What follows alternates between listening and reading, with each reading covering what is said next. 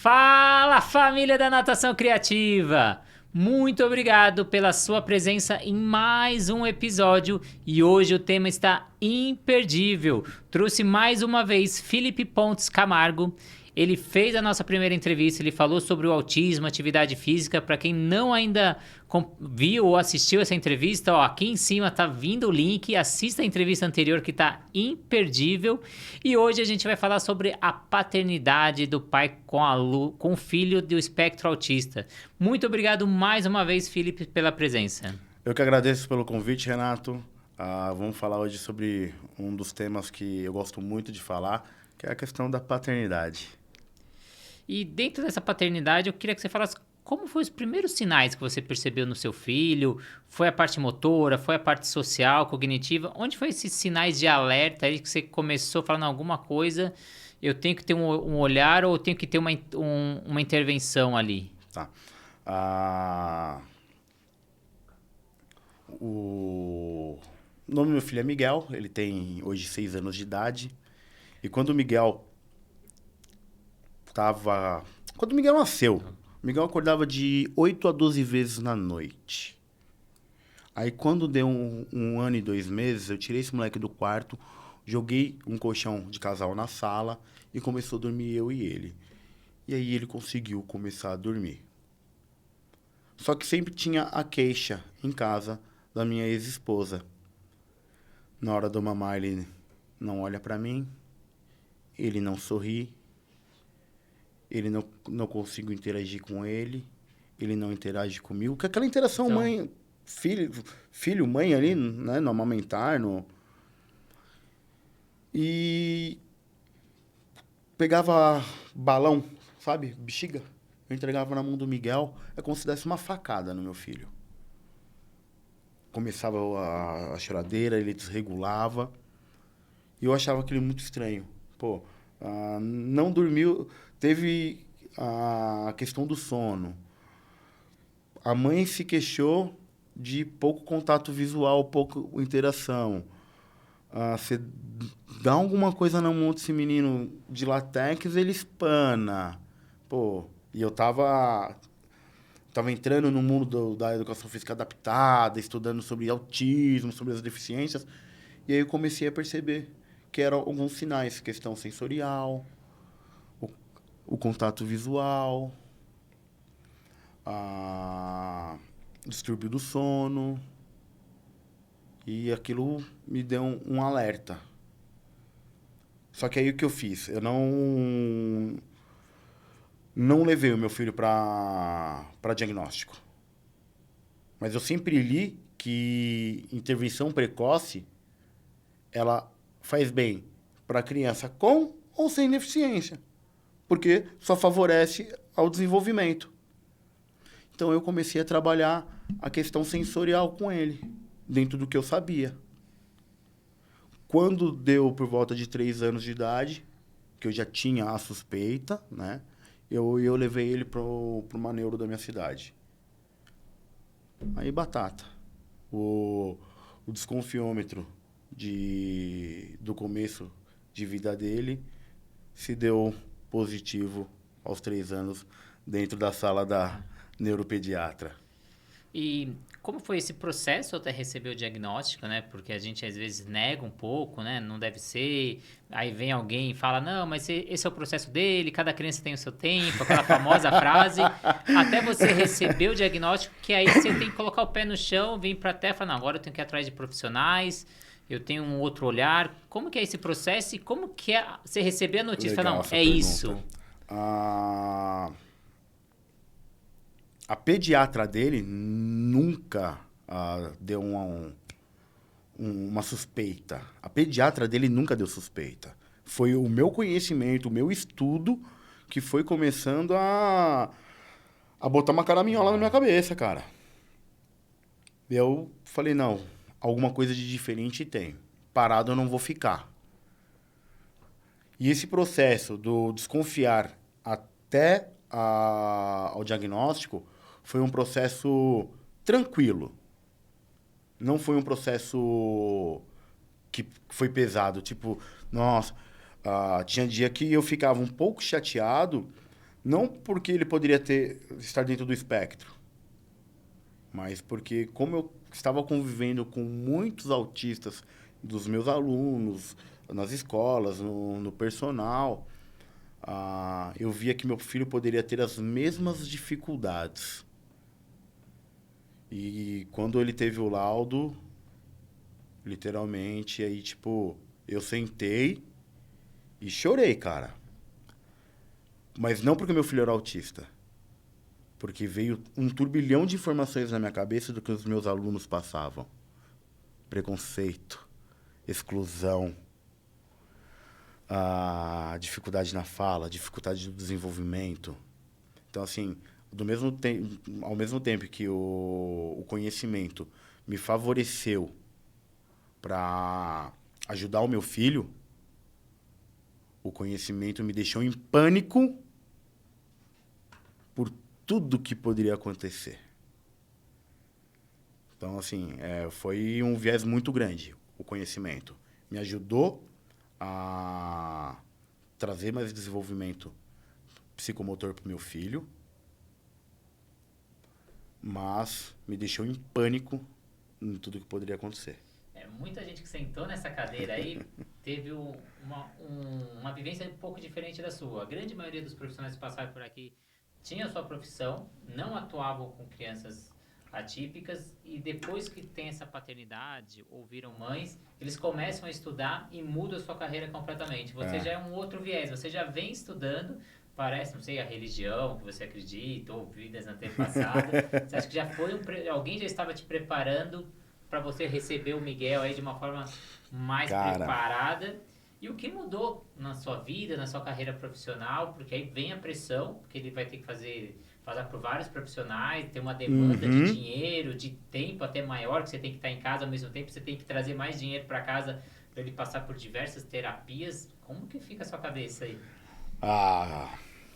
Vou te falar que no começo deu uma pane, cara, porque uma coisa é você estar trabalhando fora de casa com seus alunos, outra coisa é você ter ele dentro de casa. E quando eu me vi que o mundo do TEA ele transcendeu o profissional e veio para o pessoal também, fez com que eu melhorasse na questão da paternidade e também fez com que eu melhorasse na questão profissional. Eu entendo a dor do pai e da mãe. Não que eu entenda mais que qualquer outro profissional, não. Porque empatia é uma coisa que a gente não pode mensurar. Mas eu passo isso dentro de casa. Eu olho muitas vezes e falo, poderia ser meu filho. Eu tenho o Miguel, ele fala, o Miguel ele interage, o Miguel ele tem uma boa comunicação social.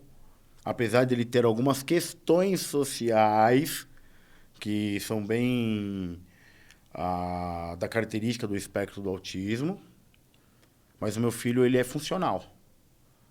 Aí quando eu vou dar aula e eu pego um aluno que ele tem uma crise agressiva, que ele tem um comportamento disruptivo, eu consigo ter muita paciência, entendeu? Mas tem dia que, tipo, eu saio e eu desmonto. Porque eu ponho como se fosse meu filho, Renato. E como pai, quais são as maiores preocupações no dia a dia? É ele aprender as habilidades? É ele ter autonomia? Porque a gente sabe que a gente não vai estar nesse mundo o resto. Então, a preocupação, quem vai ser o Miguel quando não estiver presente, quando não puder estar presente? Assim, como pai, o que você se preocupa hoje que você quer... Você fala, não, o Miguel tem que estar assim. Parece meio clichê, tá? Mas a minha maior preocupação é de ver o Miguel feliz. Por tudo que nós vemos hoje na questão da infância. Hoje minha preocupação é ver meu filho feliz. Mas eu busco, tanto eu quanto a mãe dele, apesar de não sermos casados, buscamos dar o melhor para ele em questão de memórias afetivas, educação formal e informal, de ter um bom núcleo terapêutico, para com que ele possa se desenvolver de uma forma feliz e saber que ele é capaz de tudo. Então, a minha maior preocupação hoje é ver meu filho feliz, é que ele se desenvolva feliz. Lógico que me preocupo com a alfabetização dele, que eu sei que isso é importante para uma vida autônoma. Mas não adianta eu ter um filho que sabe ler e escrever e que ele não é feliz, não está feliz e que não vai conseguir superar as barreiras que a vida traz. E se a gente falar isso, toda essa preocupação que você tem, mas você também tem um lado dos pais aí que você acompanha nas suas aulas. Então, tem um momento que você precisa desse apoio dos pais e você não obtém esse apoio dos pais, ou como você gostaria que esses pais apoiassem, que aí você tem esse outro lado como pai e tenta fazer isso. Então, como o pai pode ser, como a gente pode integrar ele nesse processo de ensino-aprendizagem? Primeiro a gente tem que entender que a gente vai estar entrando, quando a gente entra nesse viés, quando eu entro, na verdade, nesse viés com os pais, eu preciso entender que dentro daquela casa ali existe uma história. E que esses pais, eles também têm uma história. Então, eu vou meio que comendo pela beirada para conhecer a história da família. Porque não é fácil para um pai.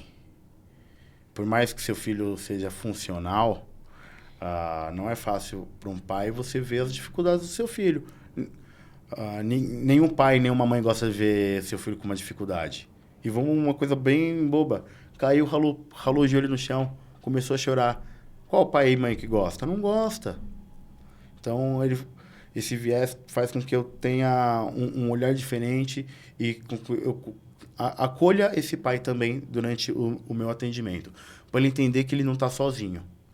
Principalmente os homens. Principalmente os homens. Por que os homens, Renato? Porque a rede paterna é muito pequena. Você tem um diagnóstico hoje do seu filho, você entra na rede social, você tem trocentos grupos de mães. Mas aí, quando você vai pro viés pai, você não tem vários grupos de pais. Porque assim, nós não somos criados, o homem não é criado a falar dos seus sentimentos. Então, a gente tem incrustado dentro da sociedade a questão do machismo. E quando eu sou um pai atípico, a conversa com o Renato é totalmente diferente. A possibilidade de eu escutar nossa, eu não sei se eu aguentaria isso que você passa. Você é um super-herói. Não, eu não sou um super-herói. Eu sou o melhor pai que o Miguel pode ter. Erro. Cometo erros. Dou bronca. Me arrependo às vezes das broncas. Mas eu sou pai. Então, o pai atípico, ele tem essa dificuldade de ter essa outra comunicação com o outro pai. Então, eu busco mostrar para ele que, o seu perrengue é seu, não é o meu. O meu é o meu. Mas, cara, vamos dar um abraço aqui, porque estamos juntos. Acho que esse acolhimento dos pais também é importante, que a aula não é só para criança, né? A aula é para a família, e assim como também é importante que a família entre nesse processo. Para quem acompanha a natação criativa, sabe o projeto que a gente apoiava, a Liberdade através da Água. A gente trouxe também em outro episódio, para quem não acompanhou, a Lê Baroli falando dos dados desse projeto. E um dos dados, eu não vou saber assim precisamente, mas era 90 e poucos % das pessoas que são 100 pessoas que a gente atendia, então acho que era 92, 93 pessoas, eram famílias de mãe solo naquele projeto. E é legal você trazer essa parte da paternidade, você tem até um projeto, né, de coletivos para pais atípicos, né, que você tem esse apoio. Queria até que você falasse sobre ele. Eu junto com mais 12 homens, nós temos o coletivo Pais Atípicos, que é um coletivo de homens para apoio paterno. Eu sou militante dentro do ativismo, dentro do TEA, né, enquanto a paternidade. E por causa desse ativismo eu acabei conhecendo o Daniel o Daniel me falou, pô, vamos fazer uma live junto. Você é professor, você é pai atípico. E dentro dessa live surgiu a ideia de criar um grupo de pais para fazer esse acolhimento, para servir de rede de apoio. Porque nós, homens, sempre fomos criados ao quê? Trabalhe, traga o sustento, mas a gente não... Ninguém ensina a gente a trocar uma fralda, ninguém ensina a gente a cuidar de um filho, e muito menos um filho atípico. E isso assusta. É onde o pai muitas vezes pode ir embora. É onde ele pode amar o filho dele, mas ele não suporta aquela pressão, ele não consegue lidar com aquela pressão. Por isso que eu falo, atrás da atitude precisa ver o que está acontecendo. E o legal do coletivo é que a gente já conseguiu resgatar pai que se separou da família. Ele não voltou para a família, mas ele voltou para o filho. Ele voltou a ser um pai presente dentro do filho por causa do coletivo. Porque eu sou separado, dentro do coletivo tem pais que são separados, mas o principal, nós não abandonamos nossos filhos. Houve a separação do casal, não a separação de pai e filho. Divórcio pai e filho, apesar de hoje ser um tema muito recente, existe, mas a gente luta contra isso. O casamento acaba, a paternidade não. A paternidade ela é ad eterna. E para esses pais que você acompanha, que você dá esse suporte, quais são as principais dificuldades aí que vocês vêm auxiliando? Dificuldades muitas vezes do dia a dia, de como lidar com a pressão externa e interna, porque tem a pressão interna, de como ele pode estar ajudando o filho dele dentro de casa, fazendo a coparticipação dos terapeutas, ou não tem essa habilidade, mas criando memórias afetivas para que esse filho cresça íntegro, cresça próprio de si, cresça confiante, sabe? Forte, que ele pode, que ele tem o direito e que ele consegue. Porque o papel do pai ele é muito importante no desenvolvimento do filho. O pai ganha pelo menos 5 anos de vida e o filho, ele cria uma maior autoestima. Ele cria um maior poder de decisões durante a sua vida adulta. E por quê? Porque ele vê o pai tomando decisões. Pai e mãe têm papéis diferentes dentro dessa criação. Um filho que não tem a mãe sempre vai fazer falta. E o filho que não tem o pai sempre vai fazer falta. A figura masculina, paterna, ela é extremamente nesse desenvolvimento. E muitas vezes não é quantidade, sim qualidade, né? É isso mesmo. Não é quantidade, é qualidade. Não adianta você ter um mês de férias... E tá no celular com seu filho junto. E dormir até meio-dia.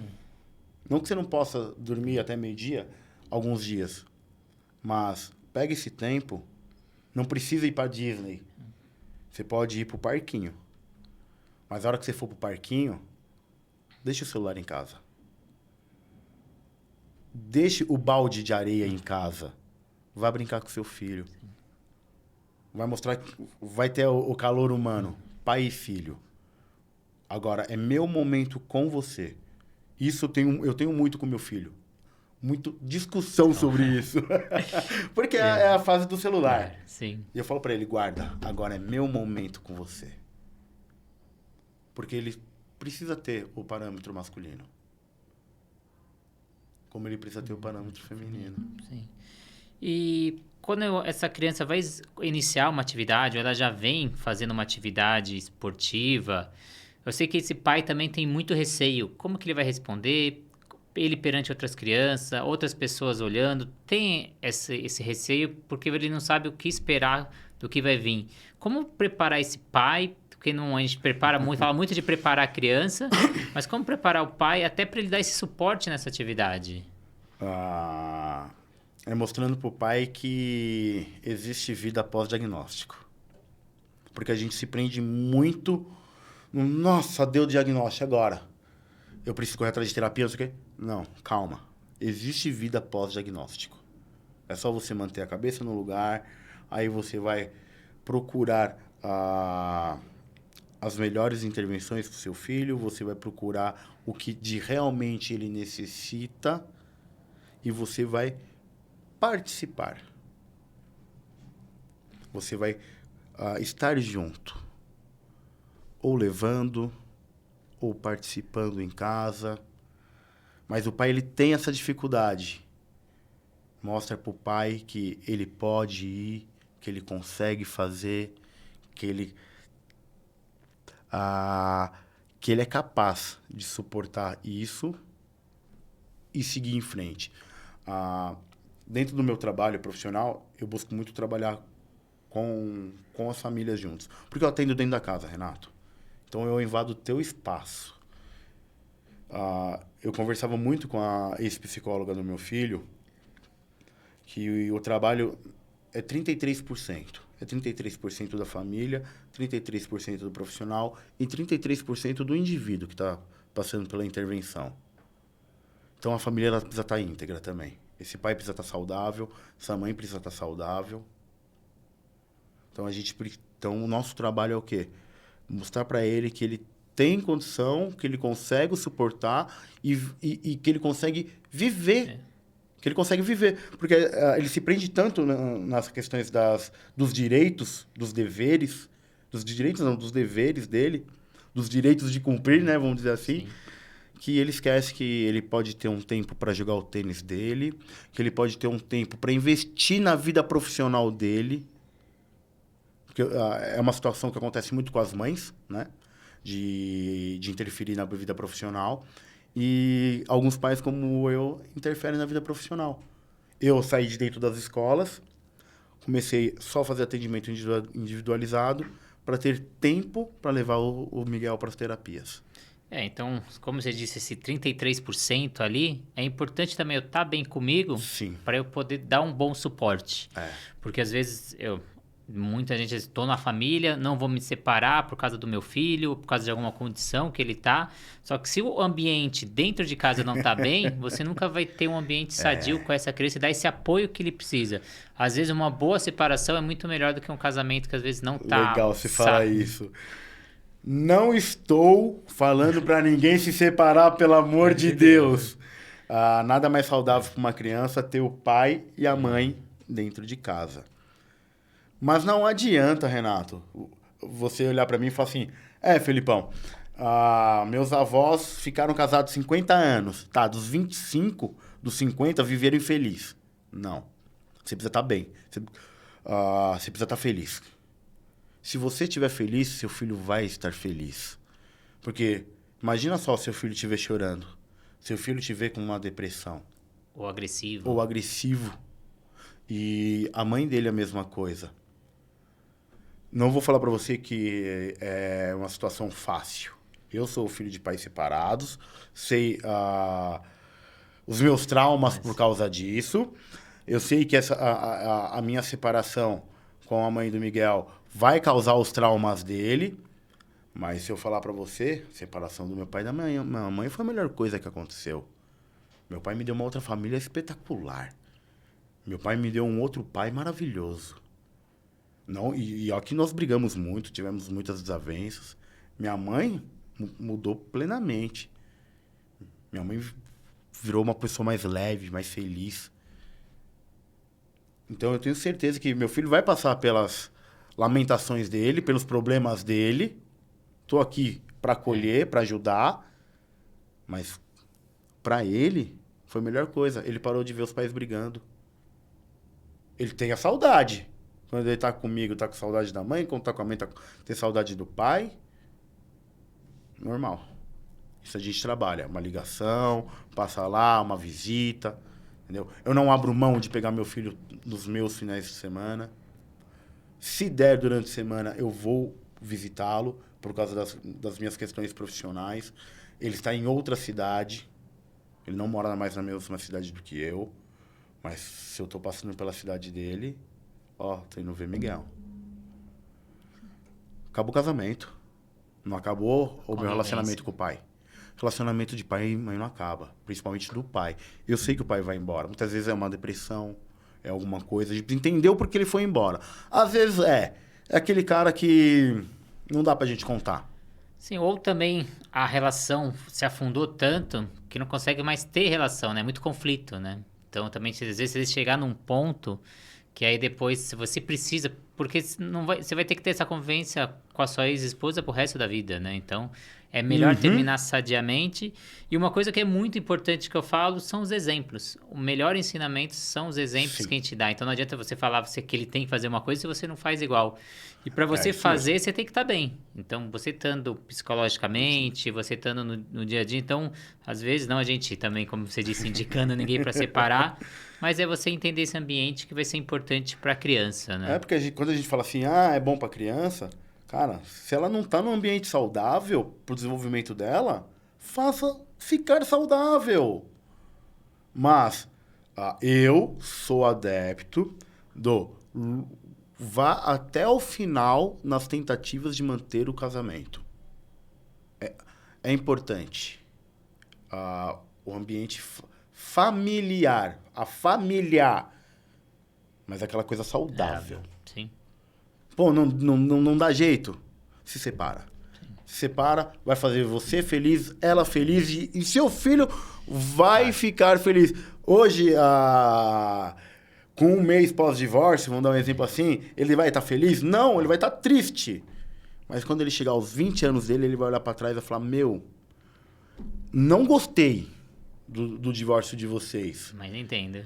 Mas, pô, quando vocês pararam de brigar e eu ia pra sua casa, a gente se divertia, eu tava na minha mãe, e aí lá tinha brincadeira, e vocês me deram outras famílias maravilhosas. Pô, Renato, isso não tem preço. Porque eu acho que a gente vai agregando, né? Agregando mais pessoas. Hoje, essa família moderna, a gente agrega mais. E pra gente caminhar pro nosso final aqui, Felipe, queria que você deixasse aí os seus contatos, suas redes sociais, quem quer a sua aula, quem quer participar aí do coletivo de pais atípicos, onde acha... O coletivo Pais Atípicos você acha no Instagram, tá? Nós temos um IG lá. Se o papai quiser participar, nós temos um grupão no WhatsApp também, mas ele passa por uma triagem. Ele passa por um grupo de acolhimento, a gente bate um papo antes, e aí depois nós encaminhamos o paizão pro grupão lá de bate-papo.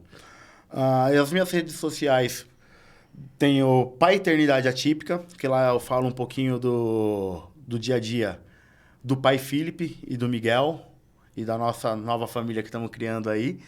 E tem o Prof. Felipe Pontes, que é o meu canal profissional, que é lá onde eu passo informações, posto um pouco das minhas aulas, dou dicas. E se precisar de alguma coisa, estamos sempre à disposição, é só mandar um direct lá que a gente responde. Então, muito obrigado. Os canais da Natação Criativa, a plataforma Educar, Swing Track tá aberto aí, porque quiser produzir de conteúdo aí pro público que tá ouvindo a gente. Legal. Que é um tema que a gente precisa se aprofundar aí, é necessário. Eu até brinco com quem está aí do outro lado, se não trabalha com aluno do espectro autismo ou não trabalha com deficiente nos próximos 2 anos, com certeza vai trabalhar. Então é importante você se especializar e conhecer, porque na sua aula você vai ter. Isso já é uma realidade. É uma realidade. Eu fui dar uma palestra esses dias numa ETEC, onde a gente daria que não ia ter. E aí, estão dentro, Renato. Temos que se preparar enquanto professor. Temos que acolher, temos que agregar. Sim, então muito obrigado pela presença, obrigado para vocês aí do outro lado. Sigam o canal no YouTube, no Spotify, no Instagram e muito obrigado aí pelo acompanhamento diário. Obrigado pela oportunidade de estar falando da paternidade aí e falar da importância do papel do pai no desenvolvimento das suas crianças. Muito obrigado aí e até a próxima. Valeu, Renatão. Tamo Abração. junto.